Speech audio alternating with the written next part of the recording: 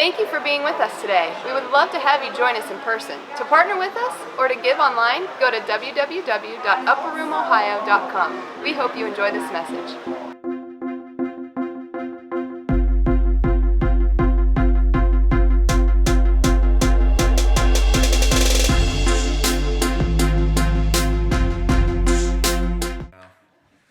All right, let's get to it. Man, it's been a good few weeks. Josh started us off in February with relationships, healthy relationships, focusing on Jesus as the top relationship.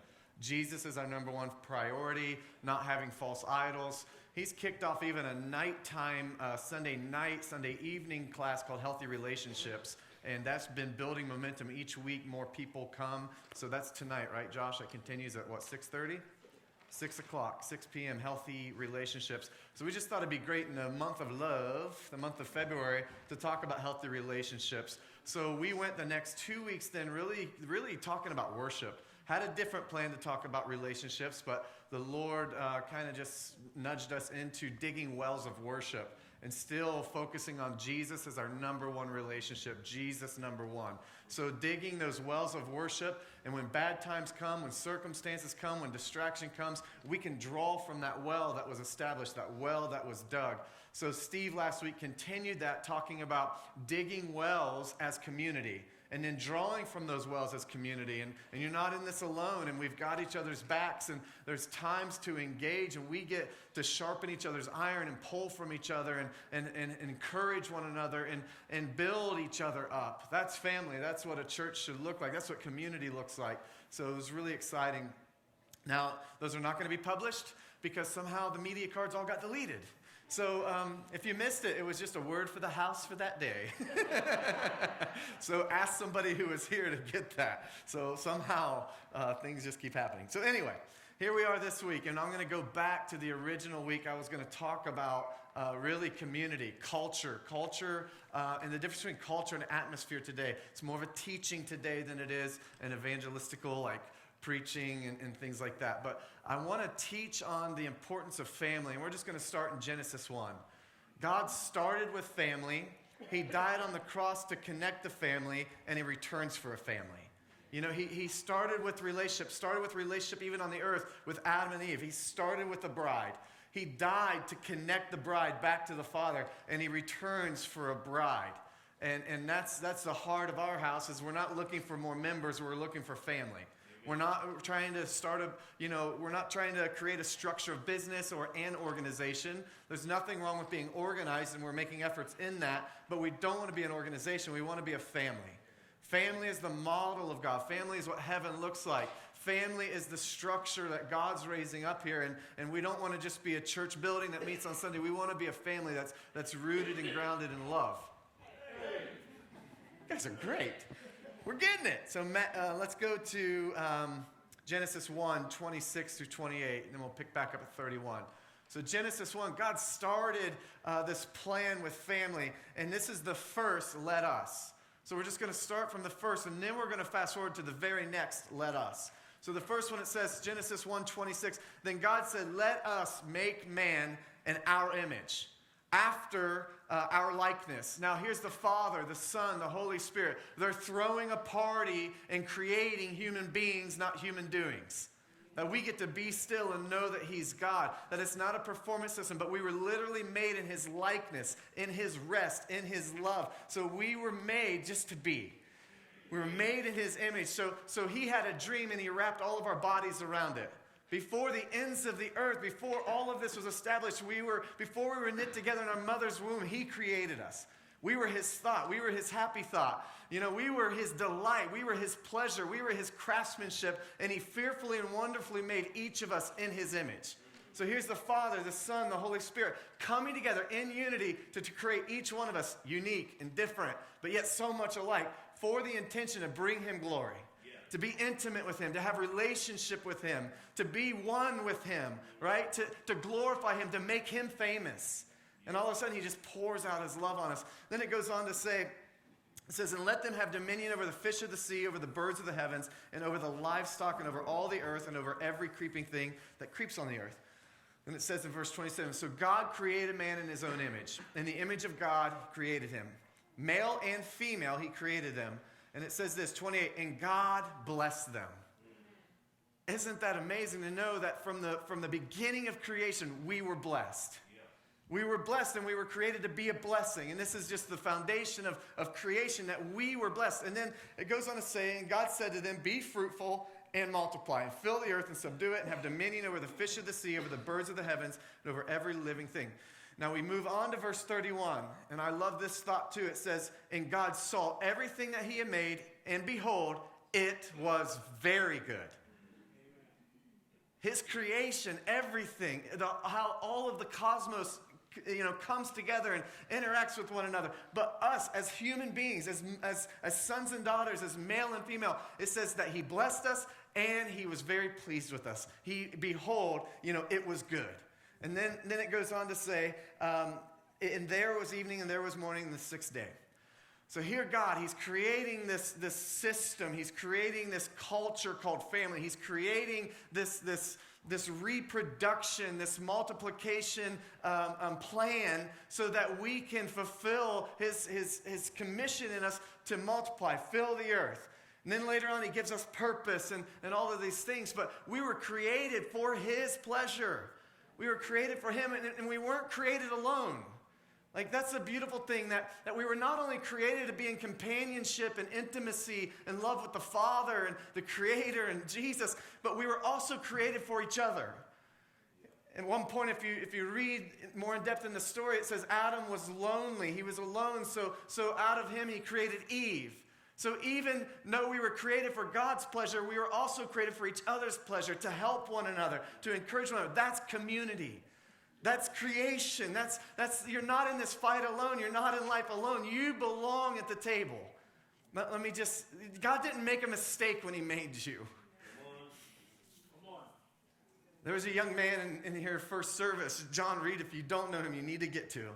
Just an amazing man. He's journeyed with us for years. And he's got such a great story and still in process. And he was a product of rape. His mom was raped, and boom, here comes John.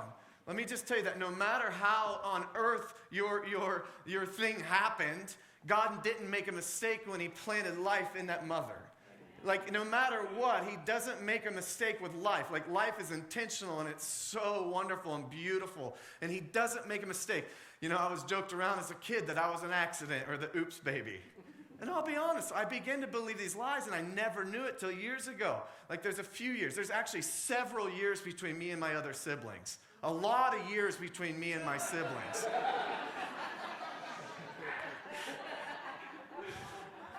I think 6, so either way. But they're all here right now. I said at first service, I was like, they're out here. I can just, I was like, they're old, and, but I'm just joking. It's funny, the older you get, the less that margin makes a difference. And then the younger, like, the older young looks. Like, anyway, I don't know what I'm trying to say. Like, when you push 40, like, 50's no longer old. But when you're 20, 50's old. You're like, you know what I mean? So anyway, they would be like, just joke around that, 6 years later, 6.5 years later, here comes Aaron. And then I realized, like, that messed with me. Like, man, that was an accident. I wasn't even really planned for this earth. But then the Lord spoke to me one day in prayer. He's like, you were purposefully placed here. You were here for a purpose. You were intentionally put here. You were never an accident. You were never an oops. You were a plan. And that's for each of us, no matter how we're here. So let me fast forward, because there's a connection here that at times we think we've got it together, and we think we have a plan, and we think we know how to do things and can do it better on our own as humanity. At times, in the Bible you see, well, they wanted a king. Here God's saying, well, I'm the King of Kings, but if you want a king, all right, Saul. Yep, he'll do it here. It's the best I got, Saul. And they end up with Saul. Well, there's another story in the Bible that's similar, and I want to go to Genesis 11. This is the next let us. Genesis 11, 1 through 9, ESV says it like this. Now the whole earth had one language and the same words. And as people migrated from the east, they found a plain in the land of Shinar and settled there. And they said to one another, come, let us make bricks and burn them thoroughly. and they had brick for stone and bitumen for mortar. Then they said, come, let us build ourselves a city and a tower with its top in the heavens, and let us make a name for ourselves, lest we be dispersed over the face of the whole earth. So here God's saying, let us make man and people, and man is saying, let us make a building. So God's saying, let us make man so that we can have relationships, so we can have community, so that I can have intimacy, and that I can have this amazing structure of family. But yet we have man saying, let us make a tower to make us famous. Let us make religion, let us make a structure and try to fit God in it. And God's saying, let us make man to put God in you. So then it goes on to say, it says, and the Lord came down to see the city and the tower which the children of man had built. And the Lord said, behold, they are one people, and they have all one language, and this is only the beginning of what they will do. And nothing that they propose to do will now be impossible for them. Come, let us go down there and confuse their language so that they may not understand one another's speech. So the Lord dispersed them from there over the face of the earth, and they left off building the city. Therefore its name was called Babel, because there the Lord confused the languages of all the earth, and from there the Lord dispersed them over the face of the earth. And listen, basically they're building an idol, and Josh talked about some of the things about idols and our ministry to Jesus first, coming from, like, the context of ministry to Jesus first is from the 10 Commandments. Yep. First, love God with all your heart, mind, and soul. Don't put anything above God. It's summarized then, and the Pharisees say, well, what's the greatest commandment? Trying to trick Jesus. And Jesus says, love the Lord God with all your heart, mind, soul, and strength, and love your neighbor as yourself. Meaning, we're going to be in communities with neighbors. Whether that's a church community, a work community, a community at a hospital where you serve or work, or school, or a family in your home. That's community. Your neighborhood is also community. So love your neighbor as yourself in community. Meaning, love yourself, but love God first. Love God with everything you've got. So here we have this thing, and God's saying, well, listen, if they take me out of the picture, they're just going to keep doing things on their own. So he created the different languages and sent them. He confused them all. Now, Nicole, we get to travel the nations and get to do a lot of fun things. And sometimes when a nation invite comes in, her first question is, do they speak English? Because she gets so frustrated when she feels like the Lord has something for somebody, she can't communicate it. And I'll just always joke around when we're there, Tower of Babel, you know? So blame them, you know, this kind of thing. And she's like, at times she will be in Mexico, and it'll be just her and Nancy sitting there, and they just stare at each other. Because Nancy doesn't speak English, Nicole doesn't speak Spanish, and they just stare at each other. And it's super awkward, and Nicole hates it. So usually first question is, do they speak English? Second question is there a beach? She's smart. Somebody's got to suffer for the cross, right? But the thing is, like, so then what happened was God sent them out. Now there's this end story that I'll share with you here in a little bit, that he gathered them all back together in him. But here's the thing. So God's creating this structure. God's creating this system of relationships. So God's design was for us to be in relationship, but man created a structure that became religion and wanted to make themselves famous. In a moment, I'll explain. I'm not against structure, but structure is to facilitate that Jesus is number one. When structure is built to make us famous with our agenda, with our heart, it's religion. It becomes very dangerous. So we have a few things here. God's way was relationship. Man's way was materials to make a name. God made us for relationship, but man was building something to make us famous. Babel is a picture of religion, building a structure to facilitate relationships, when God created people to build relationship. Steve talked a lot about that, and I'll get into that, about the difference between culture and atmosphere, and that covenant costs something. Like, covenant costs something. There's a great reward, but there's a cost in covenant. There's a cost in this relationship. It's not easy. Facebook's easy. Like, Facebook's easy. Keyboard warriors, easy. Tipp City parents, that's easy stuff. But true relationship and confrontation is hard, but it's worth it. Like, God created the system for us to press into love, and even when temptation comes. So here's the thing, like there was confusion. All of a sudden, sin comes, false idols come. The enemy tempted Adam and Eve. Now, before that, they were in a safe environment of home and family in the context of community. And then sin came and temptation came and they fell. Now sin didn't keep them there. It was shame that kept them there. But before that, they were free to be themselves. That's one of the benefits of family. We'll get a little bit more into this in a moment, but that's one of the benefits. We're free to be us. We celebrate who one another is without stumbling over who they're not.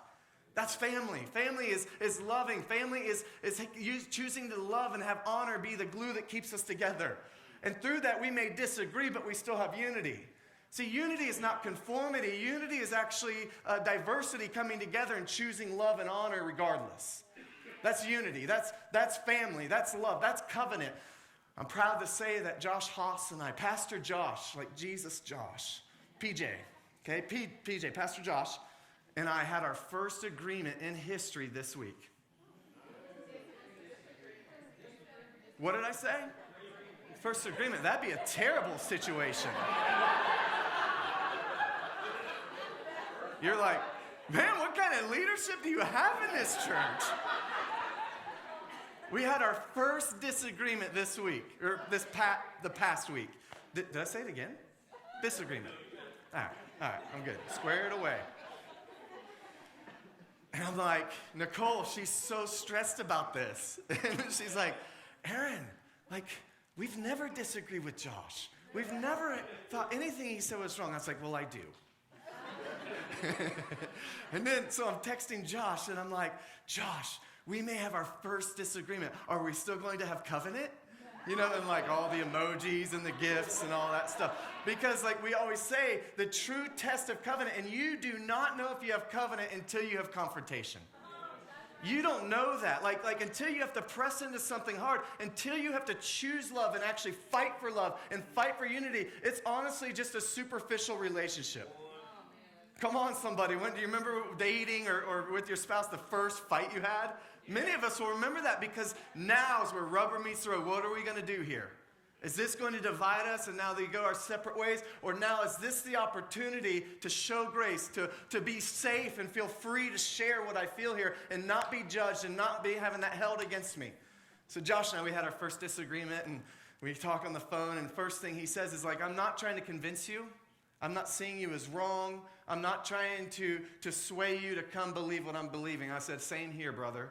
I said, but I would love to know your heart. I'd love to have clarity on this situation. I'd love to know the basis and the foundation of what you're saying here. And we begin to just share our hearts. And I'm proud to tell you that we still have disagreement.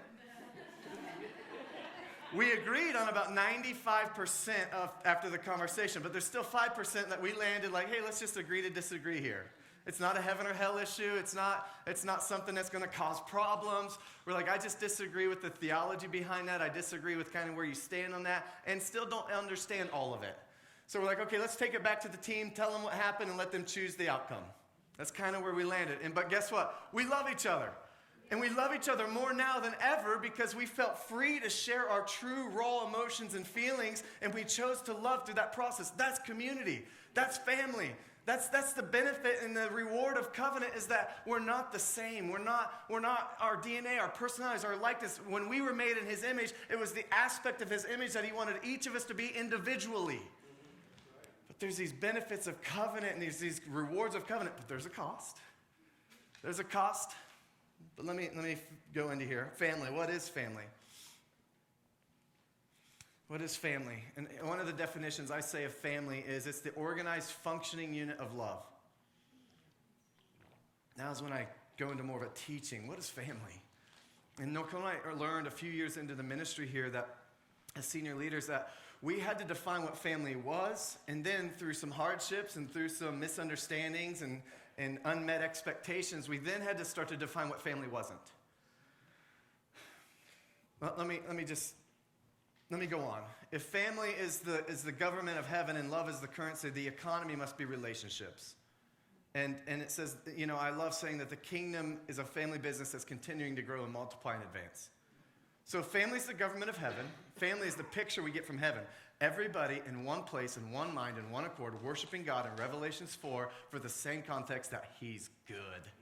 That's family. There's total unity. Now, everybody's probably seeing a different perspective of God in that moment for eternity over and over and over, and these different facets and these different, the wonders of who God is. But they're in unity, just worshiping him forever with the same song in their hearts over and over and over. That's family. So that's the government of heaven. And if that's the government of heaven, then the economy must be the relationships.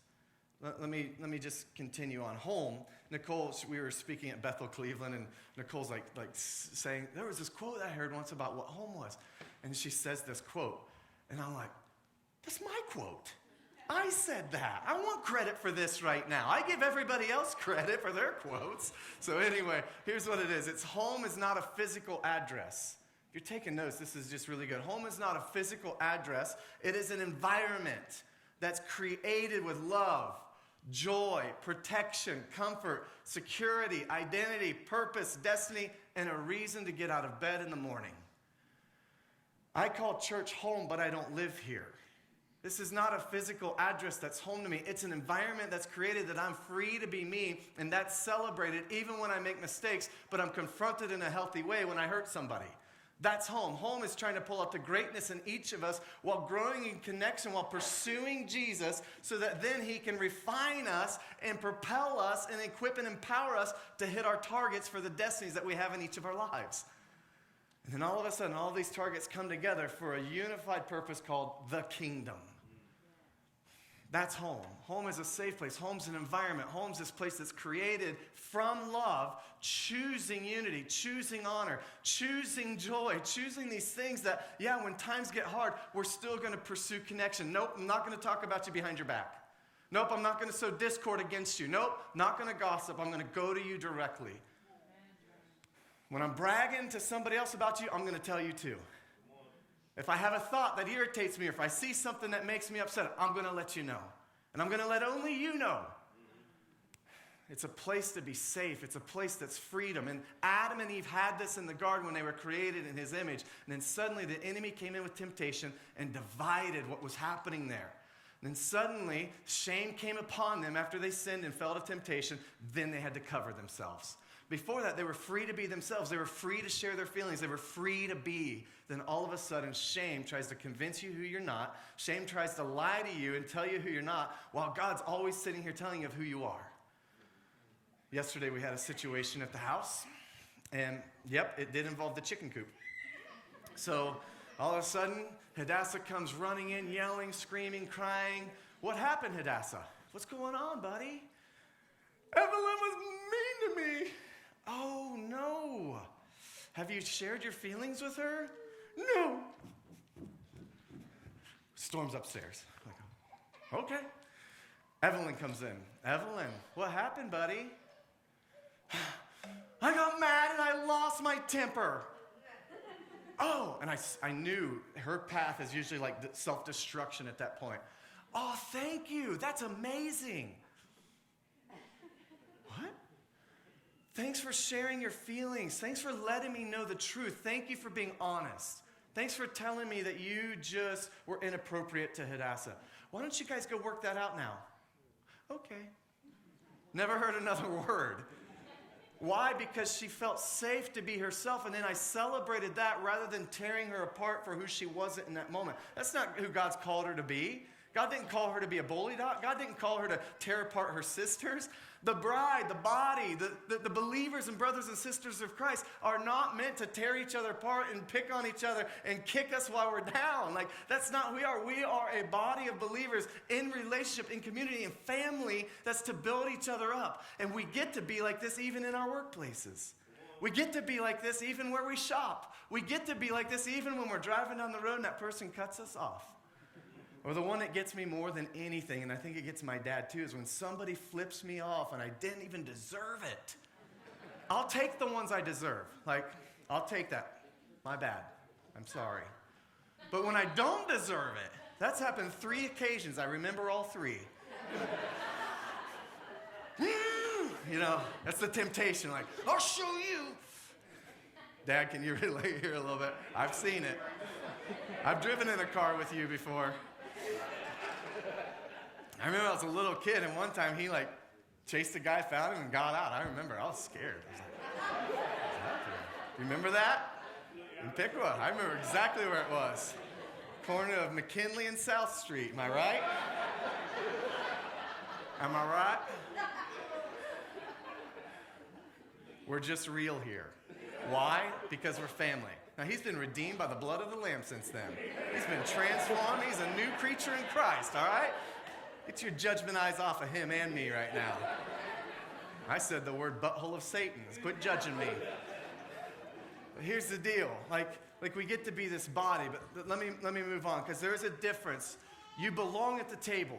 You belong. There is a place for you. And the sauce, the dish that you bring absolutely belongs here. And when you're not here, something's missing. When David was not at that table, something was missing. He was picked to be king. The Lord had him in line to be king, but he wasn't yet at the table, and they called him to the table. You belong at the table. But it costs something. When you pick a place at that table, there's something to be said about the difficulty of confrontation. It is not easy. Don't think for a second that these confrontations are easy. We worked 3 years in some of the hardest things, pushing into culture in a church, then it was the hardest thing we've ever done. Nicole and I, after the 3 years, were like, man, is it worth it? I remember, and we had a great culture. It was family driven and we had love, but there was something about the culture of honor and culture of confrontation. Like, there's a thing that we can say we're family, but if we're not acting it out, even behind scenes, it actually becomes more dangerous to use the language than walk it out. It becomes more dangerous to use the language than if we never used any of it at all and never had that culture. Because now there's a level of expectation of what we're saying family is, but yet this is still happening. So then when you're like, hey, somebody said this to me and offended me. Okay, what did you do about it? What are you going to do about it? Can I expect you to meet with that person within 2 weeks? Can I get with both of you then? Wait, you're going to ask them? Yeah, because you're bringing this to me. And the Bible says for you to go directly to them. Well, I just thought you'd handle all my problems. I could just vent to you and just to be fine. No, that's not fine, because family confronts each other in love because we want to get to the root of the problem and help each other and actually grow in connection in that process. Fine. Like, that was hard. So we didn't know, we didn't see the fruit of this. We didn't see the seeds that had been planted that were bearing fruit. So what was happening is, all of a sudden, 3 years into this, I'm questioning the Lord, are we the right ones? Is this what the Lord wants? We are hungry for this family culture. We don't want members, we want family, because members come and go, but families stick together. Covenant means I'll take a bullet for you, even if at times it's from you. We want the real deal. We want to be authentic. We want vulnerability. We want transparency. We want relationship. We don't just want Sunday meetings.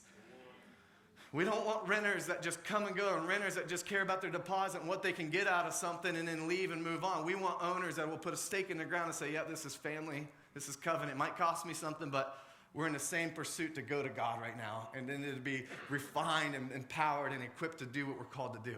All right, if that's you, this is the right place, So we're pushing into this, and all of a sudden, Drew passes away, Christy's husband. Leaving church one day, young guy, young family, leading our school, helping with the youth, all these things. A key member of our leadership, a young man, a key person in the kingdom. And all of a sudden, everything changes when they get in a car accident and he passes away after church on a Sunday. But it was this beautiful thing of what was sown into the ground, and those seeds all of a sudden produced a harvest, and this fruit was revealed of the family and the covenant and the community that we had. People were at the hospital, people were at the morgue, people were at the funeral home, people are getting everything ready at the church for the funeral. Meal trains are happening for even Nicole and I, who are just helping with them. We have a meal train for weeks.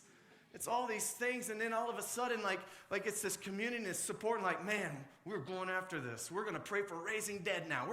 We were going after trauma. We're going at, it was a thing that fueled us to bring us together. And sometimes you don't know what you have until you need it. We didn't really need community or the depth of what was planted in the ground until that day. And all of a sudden, and I just remember a tangible thing in my heart.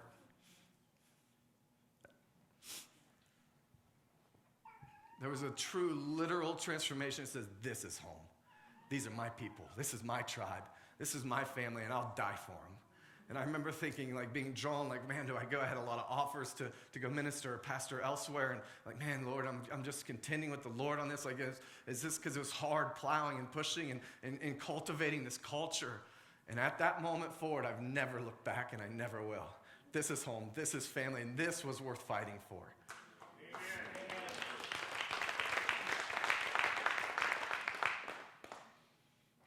Family is confronting out of love. Family is love.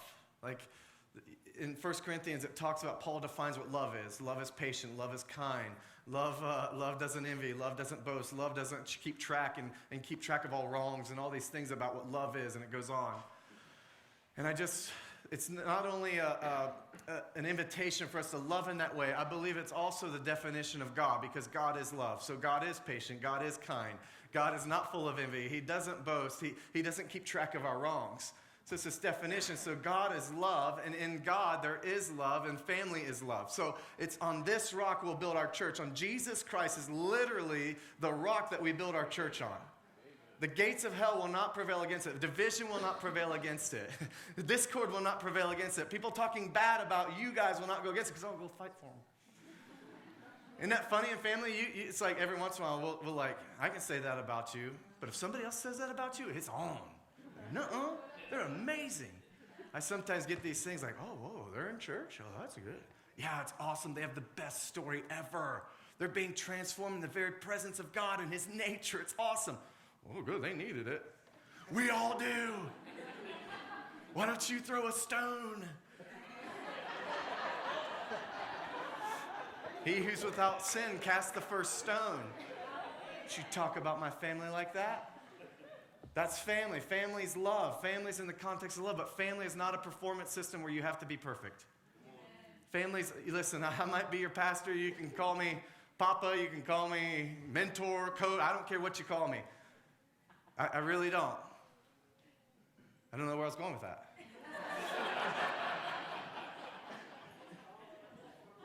I know, I got it. But I'm not your slave. It's not a performance system. This is one last thing I'll say as I go into the difference between culture and atmosphere, and Ben can come in just a moment. Here's the deal. It's not a performance system. We sometimes get people coming in, maybe musicians. Let's use that as an example. We'll get a musician comes in, and man, they've got the best sound. They've got all the pedals, and it's great. And you're like, man, didn't I do good? Well, I don't know your heart yet. What? Huh? What?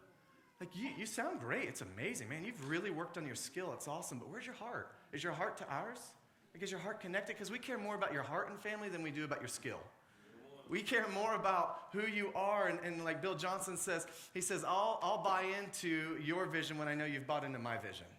It's this thing of like family. No, we're here to build each other up. And you could be the worst guitar player on the planet, and we've got heart connection. Like, we can work with that. I can't teach heart. You can be taught guitar.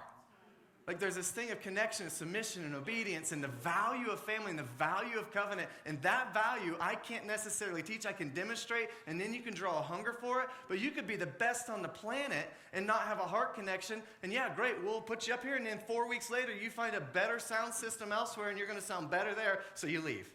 Why? Because you weren't family. We don't care about talent. I can teach talent. The Lord will give talent. And now there's something to be said about some of that. But the deal is this. There has to be a heart connection. We value that before we value what you can bring. We value who you are before we value what you can do. That's family. That's the Lord. It's not a performance system. But I did this, and man, it sounded like this. That's awesome. That's great. That sounds great on a CD. But we want family. Let me move on here. Culture. Culture is what we establish. Atmosphere is what we are in. Okay? Atmosphere is the product of culture. Let me explain the difference. Culture is family, but atmosphere is what's created from the context of family, of love, joy, peace, the environment of safety, the culture to where the atmosphere becomes free, to where I can worship and express myself with a flag and no one's going to judge me. I can get up there and paint a piece of art, and even if it does or doesn't look good, I've already known that I'm loved and I'm cherished and I'm celebrated, not just tolerated.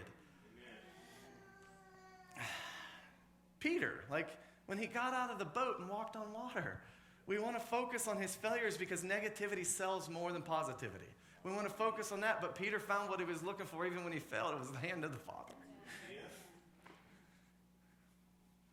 The story of the talents, like I mentioned several weeks ago, the story of the talents wasn't just about stewardship or generosity or using your skill and talents and anointing for God.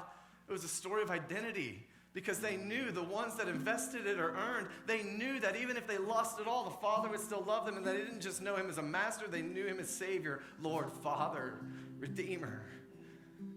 That's family. Family means I can take a risk. And even if I fail, I'm still going to be accepted and loved because I belong. I belong because I belong, because I belong, because I belong. Many people think they need to behave, then they'll belong. No, you belong, and that'll affect your behavior. Let me move on here. About culture. Culture is the foundation. Like, culture is the establishment. Culture is the family piece. Like, I'm not against structure. Let me just go there for a moment. A river's supposed to flow. The rivers that flow from the northern lakes, or say Lake Erie, eventually it has to hit the ocean. Like that's our system. That's what happens. Without the banks, though, there'd be flooding and just swamps everywhere. There's a purpose of structure. There's a purpose of being organized without becoming an organization. And this is adaptable to your home, your business, who you lead, and our church environment here. I love speaking on these things, even in the business realm, of the importance of heart connection and relationship versus just membership or employees. Employees will turn their back and go to the next place, paying them more or giving them a better thing. But families, when there's relationship and heart connection, we stick together and we press into that covenant, and we've got your back and we're lifting you up even when you're not around. That's family. Family does that. Employees necessarily don't. Owners do that. Renters don't necessarily do that. There's a difference. There's a different mentality when I'm willing to die for you, when I'm willing to die with you. Like this thing about the bullet and the covenant. I'll take a bullet from you, even if it's from you, but I'll obviously take one with you. I'll go to war with you. We'll go to battle together. We will do this, and I am sold out to your vision. I heard Cheryl say she opened up a business. There was a big celebration with that. And recently she was celebrating her employees, and she was saying, man, Amy says she'd work for me for free until this is fulfilled. Bragging about her.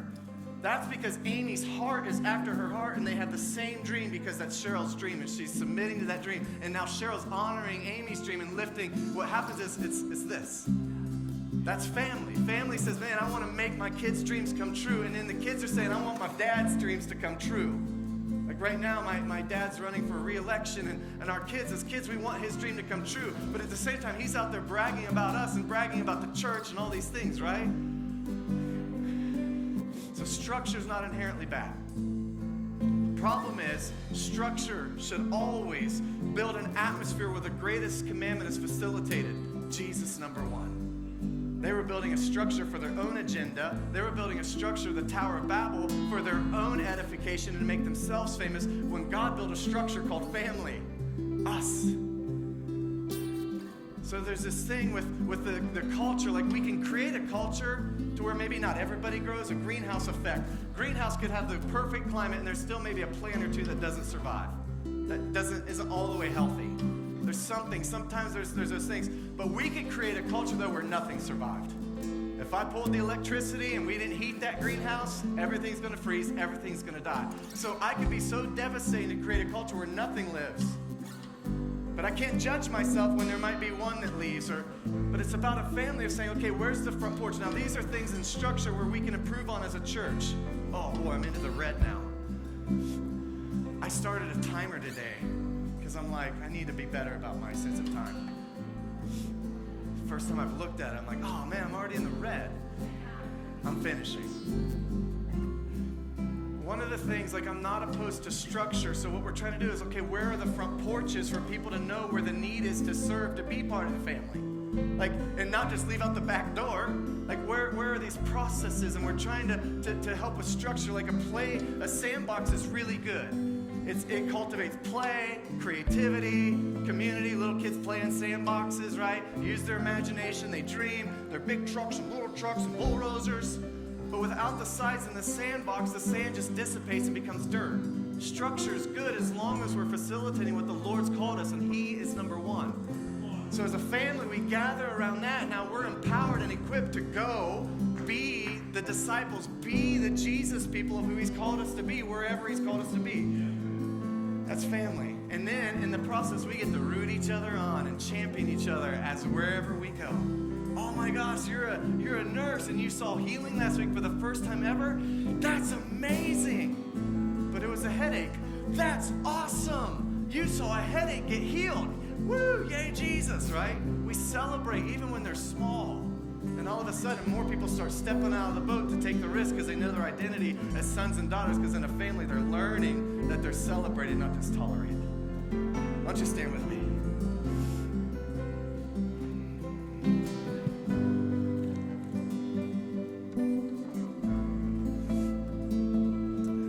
From Genesis 1, God created us in his image. Let us make man. In Genesis 11, man said, let us make a building for our image to improve. Then we go to Acts 2. This is closing. Acts 2, everybody spoke different languages, and all of a sudden they came together. Jesus promised that he was going to come, that somebody greater than he was going to come. Holy Spirit was going to come, pour out on all flesh. He was going to comfort, he was going to empower, and all these things. So what happens is on the day of Pentecost, Acts 2 talks about this thing where they all came with different languages, started speaking in utterances or other tongues, and they all spoke the same language. God's heart's family. God's heart's to gather us in unity. God's heart is that we are one. So even though for strategy and what he had to do out of rebellion and different things in the Tower of Babel, then he gathered them back in family. Then all of a sudden they came and they sold everything. There was a cost to covenant. But then at the end, around the 38th chapter of Acts 2, it starts to talk about the rewards of covenant. And it starts to talk about thousands were added to them. It starts to talk about signs and wonders and miracles accompanied them. It said they lived in a realm of generosity. Joy followed them. You know, they had this sense of community. Now they sold it all. They sold everything they had to come together, and they gave it all. And everything one person had, they gave it all to the community, to the church. There's a cost of covenant, but there's a reward that's so worth it. We want to make sure we get things together and we fix it and blah, blah, blah. Listen, in Ezekiel 37, Ezekiel prophesies to these dry bones. They represent the structure. But Jesus was in the center because he says he speaks to the dry bones to come to life. And speaking in the realm of God being glorified, all of a sudden things happen and life comes from the structure that's developed. Now, we would want to make the body and make it pretty and bring skin on us and then pray them to life, right? That isn't how it happened. Ezekiel prophesied to the dry bones. See, many of us, we just want to cover things up, even if it's not good yet, even if we're not healed yet, even if we're not healthy yet, even if we're not whole yet. And like, no, we're good. Press it in. We're good. It's okay to not be good. It's okay to not be okay. It's okay to not be imperfect, because when you're in the structure of family, when you're in the foundation of family and God is the center of everything, it is okay. And all of a sudden you have the body coming together. You have the structure of the bones coming together and a community coming together to support one another, to support the skin and the life that's coming. I hope you're making some of these connections, because for the sake of time, I don't have time to explain it all out. But God is bringing a structure, and it's a revival, and it's across the nations, and it looks like family. And it's a revival of love. It's a revival of power. It's a revival of worship. It's a revival of young people turning their hearts to the fathers, and it's a revival of fathers and mothers turning their hearts to the children. It is a revival that's happening, but it looks like family. Love and honor look like something. Love looks like something. It's tangible, and it looks like something. The structure of church should be family. It shouldn't be business. Let me pray for you. And we're going to do one activation to dismiss. Lord, I thank you for family. I thank you that you made us in your image. You made us for family, God. You made us for community. You made us to sharpen each other's iron. You made us, Lord, to lift each other up and to encourage one another, to be equipped and empowered to go, to baptize people, to disciple people, to reveal your love and your gospel and your goodness.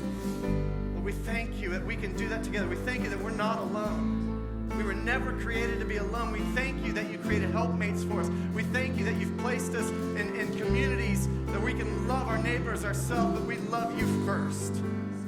Jesus, as we pursue you, as we put you in the center, don't let anything cover that up. Don't let a structure take place of you, but let structure facilitate you as the center. We thank you, Jesus. We love you. We thank you for calling us at such a time as this. We thank you for starting with family, dying for your family,